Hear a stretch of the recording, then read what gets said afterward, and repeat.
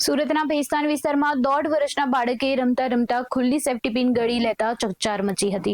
આશરે 2 સેન્ટીમીટર લાંબી safety pin બાળકની અન્નનળીમાં ફસાઈ જતા તેને સતત ઉલટીઓ થવા લાગી હતી અને હાલત કફોડી બની હતી।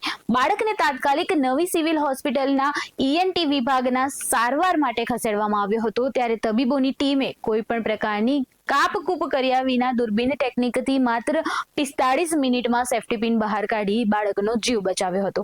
ખાનગી હોસ્પિટલમાં આ પ્રકારની સારવાર માટે અંદાજે 50 થી 60 હજાર રૂપિયાનો ખર્ચ થતો હોવા છતાં સિવિલ હોસ્પિટલમાં સારવાર વિનામૂલ્યે કરવામાં આવી હતી।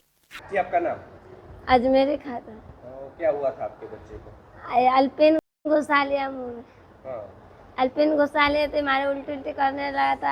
मेरा लड़की बोला है कि अम्मी पिन घोट गया।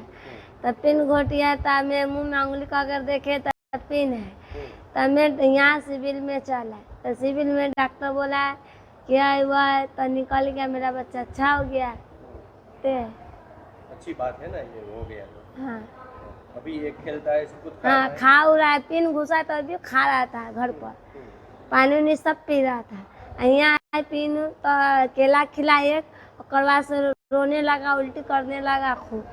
तो से हम सिविल में चले। सिविल में आए तो इसका दाखिल ले लिया। दाखिल लेने के बाद इसका पिन निकाल दिया। बोला 2-3 दिन रखेंगे तो 2 दिन हो जाएगा। तो 2 दिन हो जाएगा तो बोला अब अच्छी हो गया। तो हम केला उला सब खिला दिए, पानी उनी सब पिला, दूध सब पिलाए। ये हुआ तो क्या